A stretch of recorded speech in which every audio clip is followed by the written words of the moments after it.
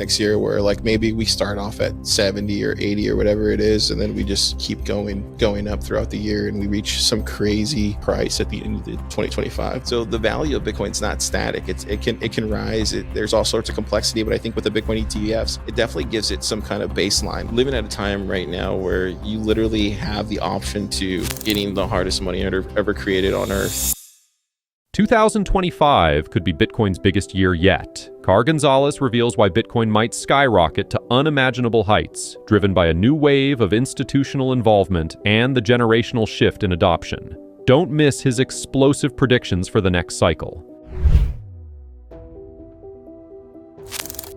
Pretty much all year next year. I do get that 2017 feeling again, where it's like, we get to January and it's like at 10K, and then it just like, or it's at 7K or whatever it was in 2017, and then it just starts growing. And then before you know, we're at 21K by the end of the year. And I do get that sense next year where like maybe we start off at 70 or 80 or whatever it is, and then we just keep going up throughout the year, and we reach some crazy price at the end of 2025. I do think that is a possibility.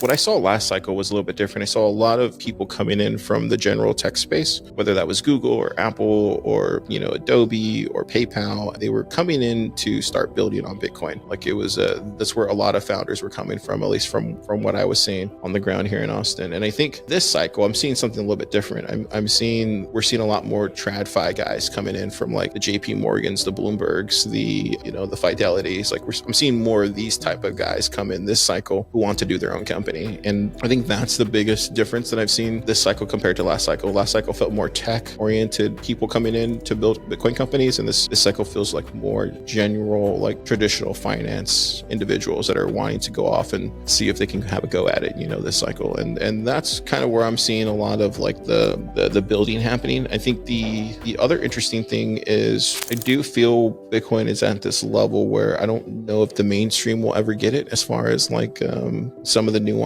and stuff like that. So I do think there will definitely need to be some easier onboarding when it comes to, onboarding these Generation Z, I guess you could call them. I forget what they're called, but I think it's going to require a different sort of like onboarding to get them, because I do think they're a different sort of generation that are going to require different expectations when it comes to Bitcoin. And when I see the millennial generation, at least here in America, a lot of the Bitcoin stuff I think we inherently get because, we got priced out when it comes to housing or when it comes to, holding on to traditional stocks or stuff like that. I think millennials get it. We grew up through the 2008 crash. We grew up through 9/11. So a lot of the stuff we inherently don't trust our government if you grew up during that time. But I do think that the Generation Z, I do think they are going to require a different sort of onboarding to get them into Bitcoin. And I think that's going to come through a wave of new types of apps.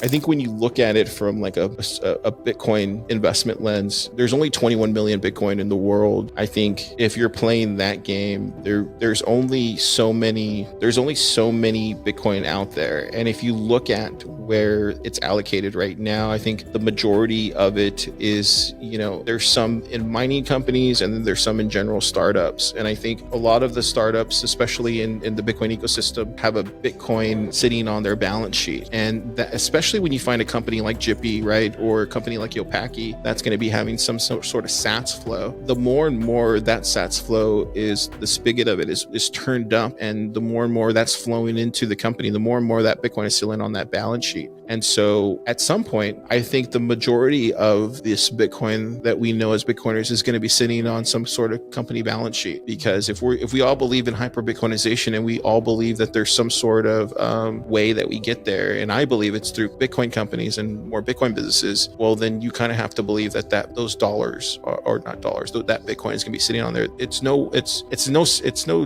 different than Apple sitting on I think it's like $4.5 billion just sitting on your treasury. It's the same thing that'll be locked up with Bitcoin companies. I wouldn't, I wouldn't even invest in anything outside of Bitcoin companies, because I know a Bitcoin company is holding Bitcoin on their balance sheet. So I wouldn't invest in anything else. I would invest in Bitcoin and like Bitcoin companies, and like that's it. I wouldn't invest in like Tesla, Microsoft. Like I personally believe at some point, Apple will probably just get bought out by MicroStrategy if they don't get on a Bitcoin standard. I mean, those dollars are just going to dilute like a melting ice cube, like he talks about. And so I think incredibly bearish on Apple, incredibly bearish on some of these other tech companies because they don't have Bitcoin on their balance sheet. I mean, that could change overnight, but right now I don't see. That's always been my pitch when people are like, oh, why would I invest in a Bitcoin startup? And it's like, why wouldn't you invest in a Bitcoin startup? Why would you invest in anything else that doesn't have Bitcoin on its balance sheet? And that's kind of where the humongous risk is. And so what you're getting with a Bitcoin company is not only some like really great individual founders with high morals, high principles, but you're also getting a Bitcoin company that has Bitcoin on its balance sheet. And if you're lucky, a company that can generate sats flow that will drive up that revenue and that purchasing price.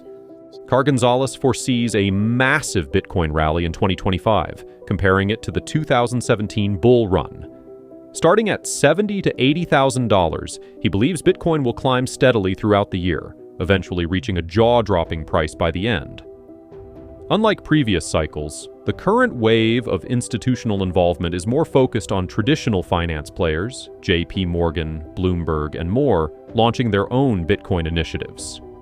This cycle, it's not just about tech founders, it's about finance heavyweights making their move. Check also highlights the shifting dynamics of Bitcoin ownership, with more companies accumulating Bitcoin on their balance sheets. The 2025 market could see Bitcoin as the foundation for corporate growth, and early investors may find themselves in a once-in-a-lifetime opportunity.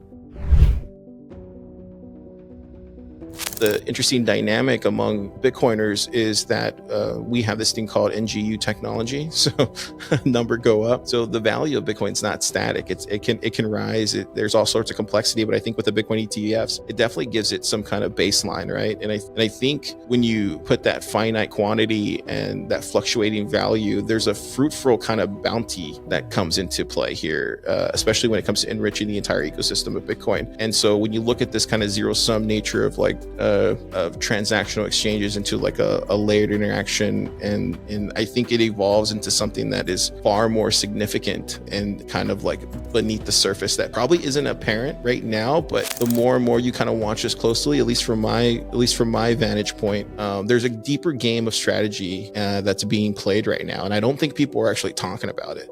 Yeah, I just think the paradigms are kind of changing, and I think prior to the ETF and prior to MicroStrategy, you would have like an entire like deep understanding of where dollars are going in bonds and stuff like that. But I think as far as Bitcoiners and what we do as founders, I think you kind of have to embrace the change head on, and you kind of have to be willing to play to this world that is not quite there yet. And and I don't think that's dangerous or crazy either. I think there was a time when Bitcoin was definitely a fringe like digital asset, but I think the more and more we see it find itself on corporate balance sheets, I think companies will have a fiduciary responsibility to add that to their already existing business, to not only drive growth but to drive revenue and to drive opportunity because just the cost and the negative effect that could come from that equity value by not having Bitcoin on their balance sheet can lead to probably all sorts of bad happenings. But I definitely see Bitcoin startups as like a cheat code to kind of getting there faster. But that's kind of how I see it on my side. But living at a time right now where you literally have the option to getting the hardest money ever created on earth, and you could potentially do that one of two ways, at least the way I see it. You could either mind your fiat job and keep snacking and do it humbly, or you could really get in the game and like start building up a Bitcoin company, right? Like you're doing your media company and you went ahead and put full effort into it, and now you're thriving. I think as well, most Bitcoiners should really look at themselves and say, hey, I probably only have the next 10-15 years at most to really make a go at it and try to get as much Bitcoin as I can, either individually or as a company. And then why not both, right? That would be my thing, is like trying to get people to really believe in themselves to going after this once in a lifetime technology and actually trying to make a difference for not only yourself and current family and friends, but like for future generations, because your kids depend on it, right? The future of Bitcoin is fast approaching, and Car Gonzalez's insights show that 2025 could bring unprecedented growth. As traditional finance enters the space and companies begin to hold Bitcoin as part of their strategy, the landscape will change forever.